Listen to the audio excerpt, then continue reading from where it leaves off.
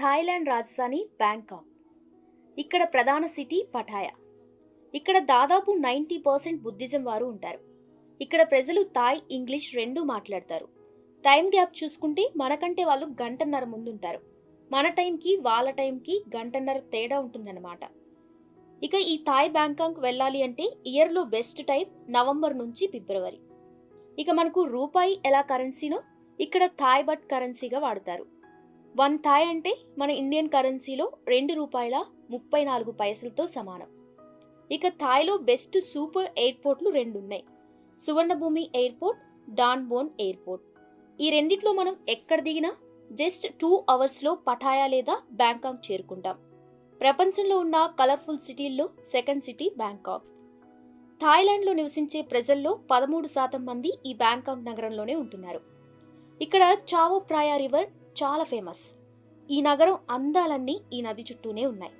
నదికి ఇరువైపులా షాపింగ్లు, రెస్టారెంట్లు, బోటు ప్రయాణం ఉంటుంది. ఇవన్నీ చెప్తుంటే వెంటనే మీకు వెనిస్ గుర్తొస్తూ ఉంటుంది కదా. సో అలాగే ఉంటుంది ఇక్కడ కూడా. ఈ నది చుట్టూ షాపింగ్లు, మార్కెట్లు ఉంటాయి. ఈ నది మధ్యలో కూడా కొంత భాగం షాపులు ఉంటాయి. బ్యాంకాక్ అనగానే యూత్ బాగా ఇష్టపడేది నైట్ లైఫ్ని. ఇక్కడ రాత్రి 7 గంటలైతే చాలు, రోడ్లన్నీ డిస్కో లైట్లతో నిండి ఉంటాయి. చూడడానికి 2 కళ్ళు సరిపోవు. కోకో బార్ల నుంచి స్కై బార్లు, కౌబాయ్ క్యాచ్లు, కలర్ఫుల్ క్యాండిల్లా ఉంటుంది చూడ్డానికి.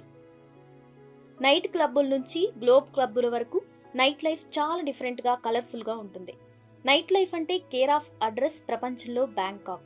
అందరూ ఉదయం పనిచేసుకొని నైట్ నిద్రపోతే, ఈ బ్యాంకాక్లో మాత్రం ఉదయం నిద్రపోయి నైట్ పని చేసుకుంటారు.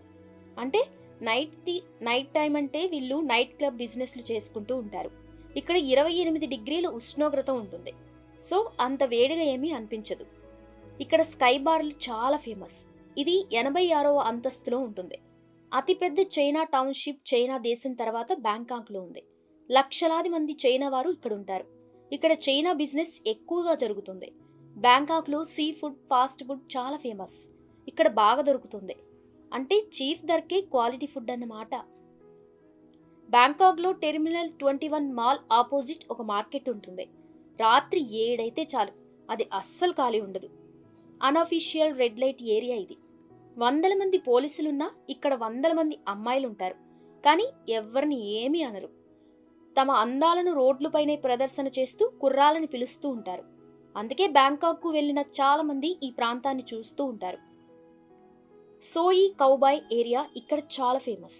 రోడ్ సైడ్ విచ్చలవిడిగా అమ్మాయిలు వ్యభిచారం చేస్తారు. ఓ పక్క నైట్ క్లబ్, మరో పక్క బార్లు, మరో పక్క క్యాసినోలు. అందాల తారలు, హోటల్స్, ఇలా ఆ బిజినెస్ అంతా ఆ సందులోనే జరుగుతూ ఉంటుంది. వన్స్ ఏరియాలో కొత్తవారు ఎంటర్ అయితే జేబుకు చిల్లు పడాల్సిందే. సో ఇక్కడికి వెళ్తే అందాల కోసం ఎగబడితే కటింగ్ మాత్రం ఖాయం. మరి ఇక్కడ లిక్కర్ ఎంత రేట్ ఉంటుంది అంటే 200 బాట్ ఉంటుంది. అంటే మన కరెన్సీలో దాదాపు ₹450 ఒక బీర్ ఉంటుంది. పాట్ పోంగ్, సోయి కౌబాయ్, నానా ప్లాజా, బ్యాంక్లో ఈ 3 ప్రాంతాలు నైట్ క్లబ్ కల్చర్కి చాలా ఫేమస్. ముఖ్యంగా చెప్పుకోవాలి అంటే బీటీఎస్ నానా స్టేషన్ రాత్రి 7 నుంచి తెల్లవారుజామున 4 గంటల వరకు అందాల తారలతో నిండి ఉంటుంది. నానా plaza adult play ground hub ఇది.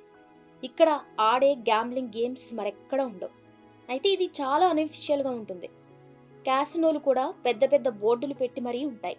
అసలు సోయి కౌబాయ్ ఇక్కడ ఎందుకు ఇంత ఫేమస్ ప్రాంతం అయింది అంటే 1970లో ఇక్కడ ఫారినర్స్ పెద్ద పెద్ద రెస్టారెంట్లు పెట్టారు. ఆ సమయంలో అప్పుడు చాలా ఫేమస్ అయిన హ్యాట్స్ కౌబాయ్ పేరుతో రెస్టారెంట్లు స్టార్ట్ చేశారు. స్టార్ట్ చేసింది ఒక్క రెస్టారెంట్, క్లబ్, బార్ అయితే తర్వాత 2 సంవత్సరాలకు ఏకంగా అవి 8 అయ్యాయి. 2000 సంవత్సరానికి ఏకంగా 60 అయ్యాయి. ఇప్పుడు దాదాపు 100 దాటాయి. ఇక రెస్టారెంట్లు, క్లబ్బులు ఉంటే ఆ కల్చర్కు 1996 నుంచి అమ్మాయిల్ని తీసుకురావడం అలవాటు చేశారు. ఇలా చాలామంది ధనవంతులు రావడంతో అక్కడ అమ్మాయిలు వారి కోసం ఉండేవారు. వారిని బుక్ చేసుకొని ఆ క్లబ్లో నైట్ పార్టీలు చేసుకోవడం, క్యాసినో ఆడడం చేస్తూ ఈ ప్రాంతాన్ని కలర్ఫుల్ నైట్ చేశారు. అయితే మిగిలిన ప్రాంతాల నుంచి అమ్మాయిలు కూడా ఇక్కడికి పెద్ద సంఖ్యలో వచ్చి ఇక్కడ వారికి పోటీగా అందచందాలు ప్రదర్శించేవారు. ఇలా పోటీ పెరిగింది. ప్రతి క్లబ్లో జనం, ఆటగాళ్లు వచ్చేందుకు క్లబ్స్ ముందు అలాంటి చీర్ గర్ల్స్